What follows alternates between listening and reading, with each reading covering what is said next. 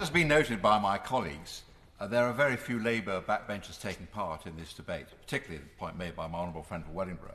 Now, their Labour colleagues are not bad people, they're not lazy, but they're not interested in, as we are, in freedom. And this whole debate is a mortal threat.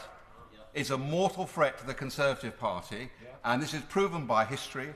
When we had a wartime regulation, controlled economy, between 1939 and 1945, it led to a Labour landslide. People get used to controls, and at the end of July, and this is going to go through today, obviously, but at the end of July, there must be an entire reset of the Conservative government. We must be talking about freedom, civil liberties, trusting business, not subsidising business. That is what low taxes, that is what the Conservative Party is about. Let's look at the data. In Lincolnshire, sadly, we've had one death, but only one death in the last month. We've got a population of 651,000 adults. 504,000 have had their first jab. Of those, 400,000 have had their second jab.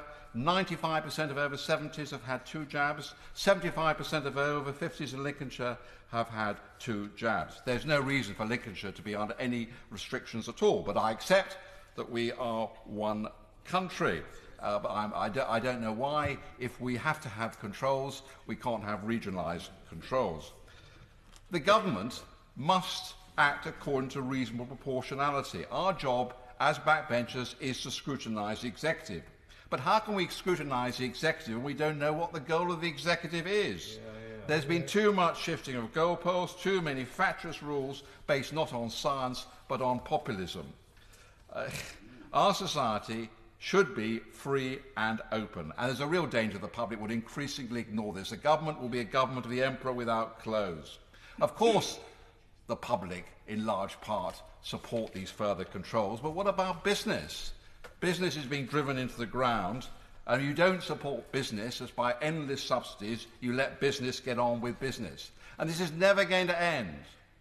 At the end of this month, there'll be another variant. It'll come from, darkest Peru, the Peruvian variant, and Paddington Bear will be arrested in Paddington Station because he's at risk of put in quarantine. It'll go on and on and on.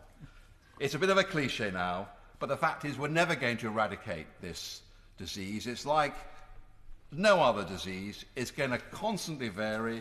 It's going to constantly attack us.